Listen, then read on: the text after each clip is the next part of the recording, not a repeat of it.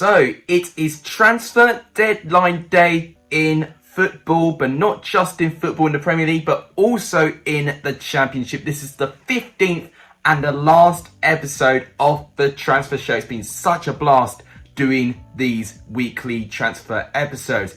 Now, this format of the show is going to be a little bit different today because this is going to be the busiest day of the whole transfer window, and this will be in two parts. So what we're going to do today to jam-pack everything, I'm going to go through all the transfers that's happened so far in lightning speed, but also I'll talk about some close deals as well. In another video, I'll go through every single championship club and I'll tell you whether they have done enough or whether I felt that they needed to sign one or two more players. It's a pretty jam-packed video today, which is why it's literally going to be a sprint, this whole thing. There's a lot to uncover. If you guys like what you see, please give the video a like. It would tremendously be appreciative.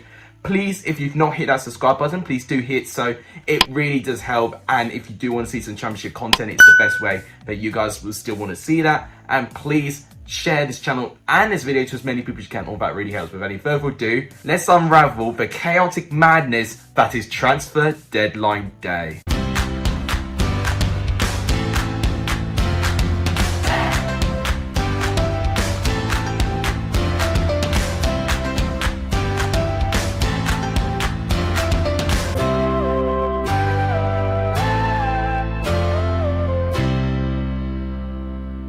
So we've got a jumbo jet-sized list of transfers I've still not talked about that's happened in the past couple of days. One of them being West Brom signing Jordan Hugill. He made his debut for West Brom against Peterborough. I think he'd be a fantastic signing. Obviously, he's had a lot of experience in the Championship, Norwich and Preston being two examples of that. I think he can definitely help prove to be another option and another vocal point for West Brom. I think it really improves their options.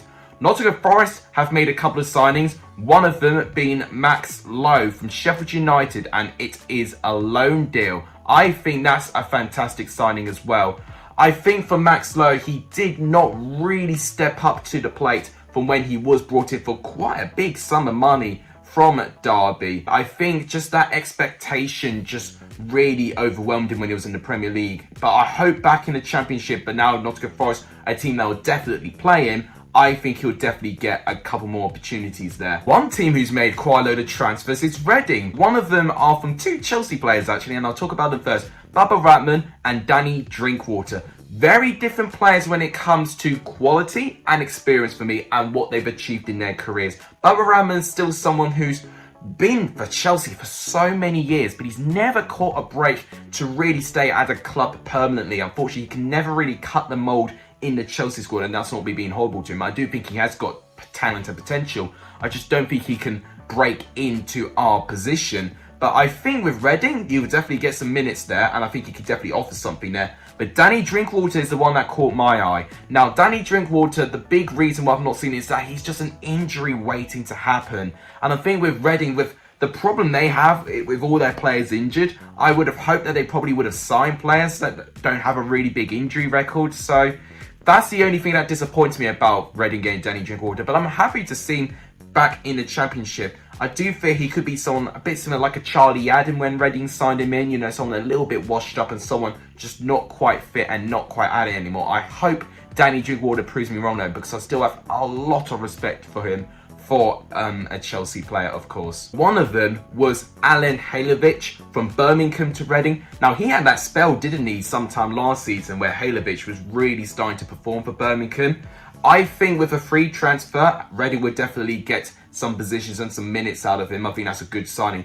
But also Scott Dan, another really experienced head with Deeney Drinkwater. Now, for defence, that's brilliant. I actually think they really needed someone in that back line. For them to concede the most goals in the league now, they definitely needed someone in that back line. Scott Dan would definitely help with experience. Not necessarily going to be the biggest of quality, but for the changing room and the experience he's had, I think he'll definitely help Reading. And what they've done is that they've really elevated their depth, which is one thing that I was really worried about with Reading, but now they've addressed it. I'm not feeling as nervous for Reading now. West Brom have also made the signing of Jason Mulumbai, another attacking option alongside Jordan Hugill. I don't think he'll get as much game time as Hugill, but a good option for West Brom to have regardless. Adam Nagy is someone who's departed Bristol City and he's joined Pisa. I'm really surprised they've not really been able to culminate Adam Nagy in that squad at all. With the quality I've seen him play in that Hungary squad in the Euros, there's definitely a place out there for him, but I just don't think it's been a good mould, unfortunately. Bristol City paid quite a bit to get him here, and for the fact that they've just lost him, I don't know what fee they've lost him at, but a real blow for Bristol City for the fact they didn't really utilise him properly. Tyler Smith has joined Hull from Sheffield United. Don't know too much about him, but I do know he does have some potential, which I think is going to be intriguing for Hull. Blackpool have made signings too, quite a fair few. A lot on deadline day, but I'm going to cover the deadline day signings in a separate part. They've made Ryan Rintle, which is already a player we've already covered in the transfer window. Cardiff got him, of course, from Crewe Alexandra, but now he's already left Cardiff to join Blackpool on a loan deal. So I'm really sad for Ryan Rintle that he's not really been given a chance for Cardiff. I mean, I think Cardiff in general are a squad that's going to be full of experience and a real high quality in that position. And if Ryan Rintle started a little bit slow in this level, I think maybe going to a side like Blackpool is going to be a better fit for him. Blackburn have also been a team quite busy on deadline day, but the first transfer we're going to talk about is Jean-Paul Van Heck from Brighton. Now, that's not the only player from Brighton that they got in this window, but they got him just before deadline day. It's a loan deal, which I think is an intriguing signing for Blackburn. It's good to see that they're making an intent to try and improve their squad. Ono Hernandez has joined Middlesbrough on a loan deal from Norwich. I'm actually not too surprised about this one. For the fact that Norwich have been promoted up to the Premier League, Ono Hernandez did turn out to be a player that was quite important when he needed to be, when a lot of their players were injured in their first stint in the Premier League. But unfortunately, Daniel Farke has not really seen him as a long-term investment in terms of the Premier League at least, so he's got him out on loan for this season for Middlesbrough, which I think Middlesbrough would take. For the fact that Norwich have made a load of signings in their attacking ranks, then I'm not too surprised that they have to offload one of them, and I think Ono Hernandez was probably going to be the one. But I think he'll do well with Middlesbrough though. I actually think that's a brilliant signing. One of the biggest transfers before deadline day was Sheffield United getting Conor Hourihane from Aston Villa on a loan deal. Now, Conor Hourihane, typically where he goes in the Championship, you get the best out of that club. When he joined Swansea in the second half of the season when he wasn't injured, especially in his first 2 months, was absolutely unplayable. He's the player of the month. Can he be the player in that midfield to really elevate Sheffield United?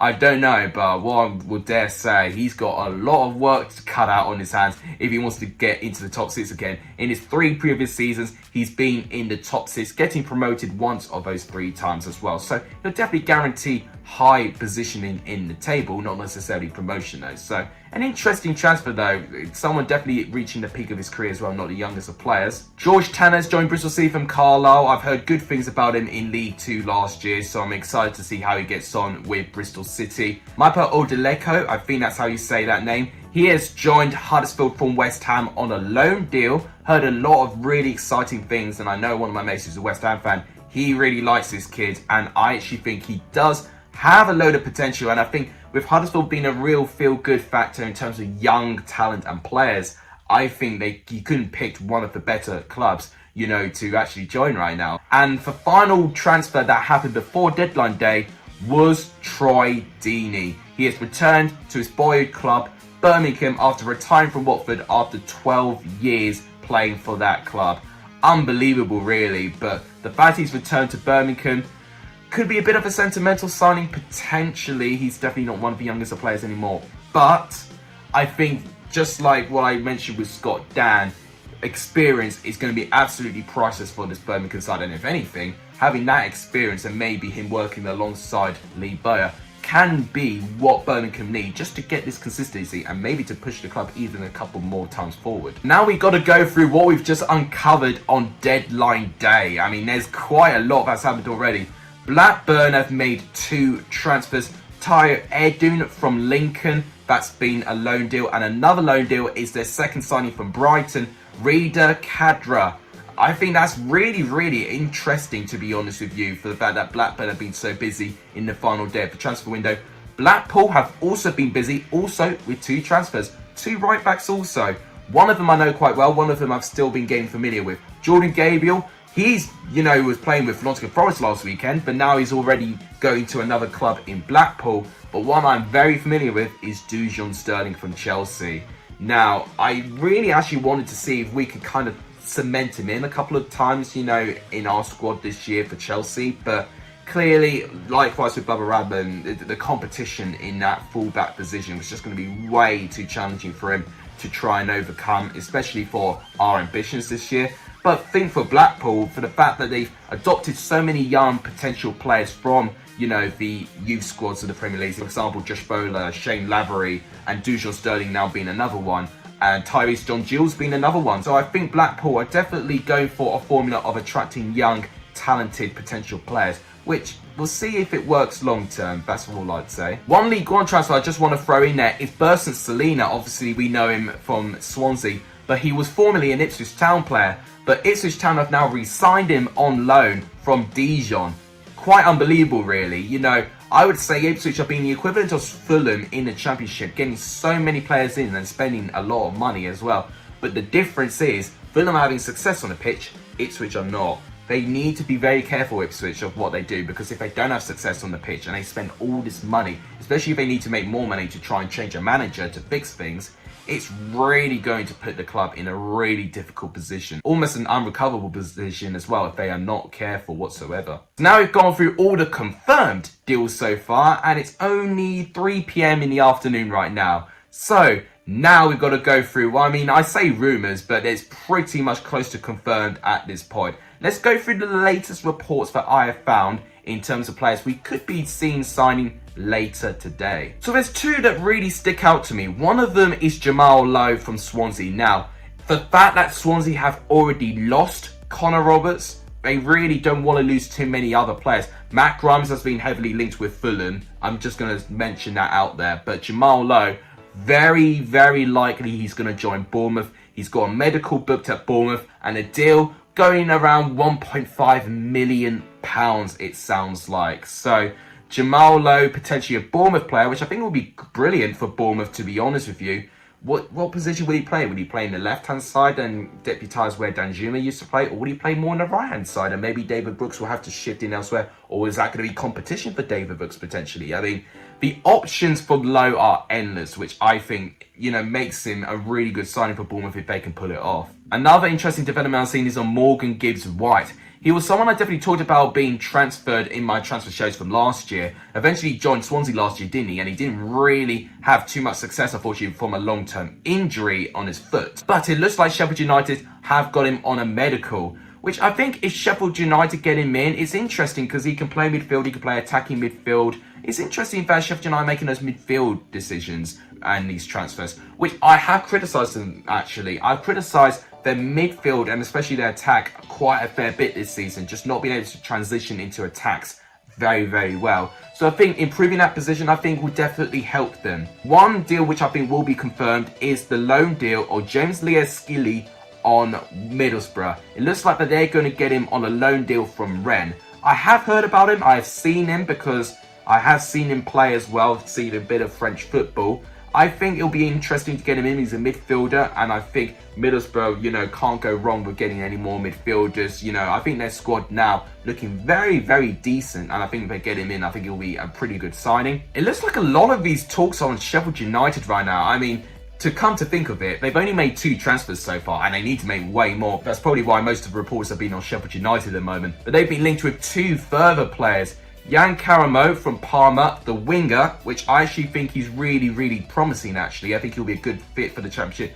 But one that's really catching my eye is Robin Olsen from AS Roma. He's a goalkeeper. Now, of course, we know the departure of Aaron Ramsdale, I think it's really not going to do the club any favours. It's a loan deal, which I don't think will please the fans too much. But if Sheffield United can attract him into the Championship, I think that's a shrewd bit of business. He's got a lot of really good international experience. You know, he was the goalkeeper for Sweden that took them all the way to the quarterfinals in the World Cup in World Cup 2018. So I do think Robin Olsen is a capable goalkeeper. He was rivaling Jordan Pickford to be the #1 goalkeeper. And actually, they weren't really too dissimilar, to be honest with you. So I actually think he's more of his own to be a Championship goalkeeper. The final report I'm seeing is on Andy Carroll. Now, we've already talked about Reading getting players in that don't have the best injury record, and their squad's not the best with injury records right now. If they get Andy Carroll in, it's almost like they're deliberately trying to get the Hospital 11 because Andy Carroll, you know, definitely in terms of the Premier League strikers, has probably been on the hospital bed more than he's been on the pitch alongside Danny Drinkwater. But, you know, if he can play, he will definitely help. But his hamstrings and tendons are literally made of spaghetti. So that's the only little bit of doubt I have with Andy Carroll. But once again, he'll offer experience. But history would tell us that he'll potentially have an injury and then he won't feature for the rest of it. So Reading, I think, also got to be a little bit careful. That's all I'd say. So yeah, that is pretty much all of the names, all the reports that I've seen so far. It's just gone past 3 o'clock right now. So obviously the transfer window ends at 11 p.m. tonight. Just under 8 hours time. We could potentially see even more deals go across the line. But right now, this is what has happened so far. It's going to be a real interesting next couple of hours or so. But if you guys enjoy what you see, please give the video a like and just tremendously help. Please subscribe if you're new, if you haven't done. And please share this channel to as many people as you can. All that really helps. But now I'll wrap it up. Thank you guys so much for watching. You guys are legendary if you saw any of this video. And as always, I'll see you guys very, very soon. Take care.